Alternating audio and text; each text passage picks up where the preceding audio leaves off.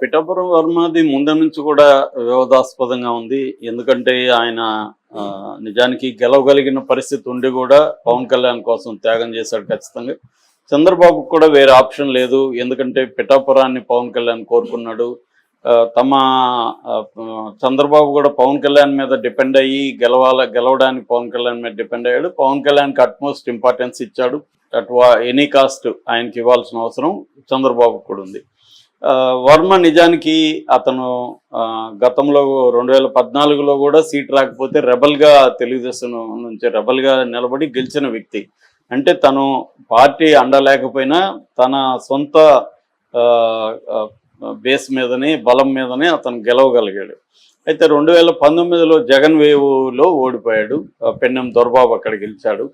So మళ్ళీ కూడా ఆయన కరోనా టైంలో ఇంట్లో లేకుండా కరోనా టైంలో కూడా రిస్క్ తీసుకొని తను ప్రజల మధ్య ఉంటూ ప్రజలకు మెడిసిన్స్ కావచ్చు. ఆ తర్వాత కూడా అక్కడ తెలుగుదేశం వాళ్ళు కానీ జనసేన నాయకులు కానీ వీళ్ళు కొట్టుకోవడం, దానివల్ల వర్మకి కూడా చాలా ఇబ్బందులు వచ్చాయి. ముఖ్యంగా తెలుగుదేశం వాళ్ళు వర్మని క్యారీ చేయకపోవడం, ఆయన కారుని జనసేన వాళ్ళు ఆయన కారుని ధ్వంసం చేయడం, ఆయన మధ్యలో ధర్నా కూడా చేశాడు ఒకసారి. సో ఈ ఇబ్బందులన్నీ పడుతూనే ఉన్నాడు ఆయన. అంటే ఆయన నిలబడి ఆయన పవన్ కళ్యాణ్ని గెలిపించింది అయితే వర్మనే, కానీ ఆయనకి గెలిచిన తర్వాత ఏ రకమైన ఇంపార్టెన్స్ ఆయనకి కానీ కేడర్కి కానీ ఏ రకమైన ఇంపార్టెన్స్ లేకుండా పోయింది. దాని తర్వాత అప్పుడే ఆయనకి ఏంటంటే చంద్రబాబు హామీ ఇచ్చాడు, ఫస్ట్ ఎమ్మెల్సీ నీకే ఇస్తాను నేను అని హామీ ఇచ్చాడు.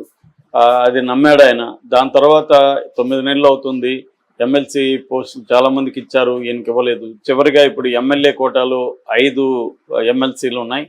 అందులో ఒకటి జనసేన నాగబాబుకి వెళ్ళింది, ఇంకోటేమో ఆయన సోమవీర్రాజు బీజేపీకి వెళ్ళింది, ఇంకా 3 ఉన్నాయి. ఒకటి కావలి శ్రీదేవి కావలి గ్రీష్మ. అందువల్ల ఏ పోస్టులైనా అల్టిమేట్గా లోకేష్. అందుకని బీజేపీకి మామూలుగా అయితే ఇది అవసరం లేదు, ఆల్రెడీ 2 రాజ్యసభ సీట్లు తీసుకున్నారు బీజేపీ వాళ్ళు అనుకున్నారు, కానీ బీజేపీ పట్టువదలలేదు. మాకు ఒకరికి కావాలని చెప్పారు. ఆగమేఘాల మీద ఇక్కడ నుంచి హైదరాబాద్ ప్రత్యేక ఫ్లైట్లో పురంధరేశ్వరి వీళ్ళు వెళ్ళి చేశారని ఈనాడే రాసింది. మేఘా వాళ్ళు ప్రొవైడ్ చేశారని. ఇలాగ మొత్తానికి నిన్న ఈ 5 మంది, ఈ 4, అంతకుముందు నాగబాబు నామినేషన్ సపరేట్గా చేశాడు. ఈ 4 వెళ్ళి మన శాసన మండలి ఎమ్మెల్సీ శాసన మండలి రిటర్నింగ్ అధికారి వనితారాణి దగ్గర నామినేషన్ పత్రాలు వేశారు. దీనికి లోకేష్, అచ్చెన్నాయుడు, తర్వాత కందులో దుర్గేష్, సత్యకుమారు, పల్లా శ్రీనివాస్ ఇలాంటి వాళ్ళంతా కూడా అటెండ్ అయ్యారు. సో ఈ క్రమంలో ఏమైందంటే చాలామంది సీనియర్లకి ఇవ్వలేదు. సీనియర్లు కేఎస్ జవహర్ కానీ, బుద్ధ వెంకన్న కానీ, యనమల కానీ, బూరుగుపల్లి శేషారావు కానీ, దేవినేని ఉమా కానీ, ఇలాగ చాలామంది దీనికోసం. అది కరెక్ట్ కూడా. ఎందుకంటే లోకేష్ కాబోయే సీఎం కాబట్టి తను టీముని తను వాడుకోవడం కష్టం. తనకంటూ తన టీము కావాలి. మనకి వైఎస్ఆర్ జగన్ కూడా ఇదే. వైఎస్ఆర్ మనుషుల్ని ఫ్రెండ్స్ని అంతా కూడా జగన్ దూరం పెట్టాడు. ఎప్పుడైనా అదే వాళ్ళ నాన్న ఫ్రెండ్స్ అంతా తన ఫ్రెండ్స్ కారు, అది ఇబ్బంది కూడా అవుతుంది. సో అలాగా లోకేష్ కూడా కరెక్ట్గానే తనకు అనుకూలమైన వ్యక్తుల్ని అనేక పదవుల్లో పెట్టుకోవడం, వాళ్ళని గ్రూమ్ చేసుకోవడం అనేది చేస్తున్నాడు. సో అది కరెక్ట్. ఒకప్పుడు చంద్రబాబు కూడా అలాగే తన మనుషుల్ని గ్రూమ్ చేసుకున్నాడు. అయితే ఇక్కడ ఏమైందంటే వర్మకి షాక్ తగిలింది. వర్మకి ఇంకా పోస్టులు కూడా ఏమి ఇవ్వడానికి లేవు. అయితే ముఖ్యంగా వర్మని బుజ్జగించడానికి పల్లా శ్రీనివాసరావు రంగంలో దిగి మాట్లాడాడని చెప్తున్నారు. అందుకని వాళ్ళు డ్యామేజ్ కంట్రోల్గా ఇప్పుడు వర్మ కానీ మాట్లాడితే రేపు పిఠాపురంలో జనసేన సభలు కూడా జరగబోతున్నాయి. ఈ టైంలో ఈయన రెబల్గా మారి ఏదైనా మాట్లాడితే ఇబ్బంది అవుతుంది పవన్ కళ్యాణ్కి అని చెప్పి. ఎందుకంటే పిఠాపురం ఇంకా పర్మనెంట్గా పవన్ కళ్యాణ్ తీసుకుంటాడు. చంద్రబాబు కుప్పం అలాగా పవన్ కళ్యాణ్ కూడా పిఠాపురం అనేది కంపల్సరీగా ఒకటైతే ఉంటుంది. ఇంకేదన్నా పెట్టుకుంటా లేకపోతే తెలియదు. రేపు మనకి ఇబ్బంది అని పవన్ కళ్యాణ్ అనుకొని వర్మకి ఏ పోస్టు రానియకుండా చూశాడనేది ఇప్పుడు కథనం అనమాట.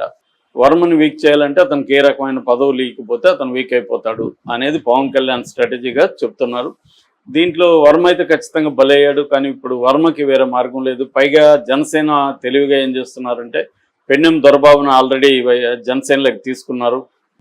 ఇటు తెలుగుదేశాన్ని కూడా వీకెన్ చేయడం, ఈ రెండు చేయడం ద్వారానే పవన్ కళ్యాణ్కి తిరుగులేని ఒక నియోజకవర్గంగా అది ఎస్టాబ్లిష్ అవుతుంది.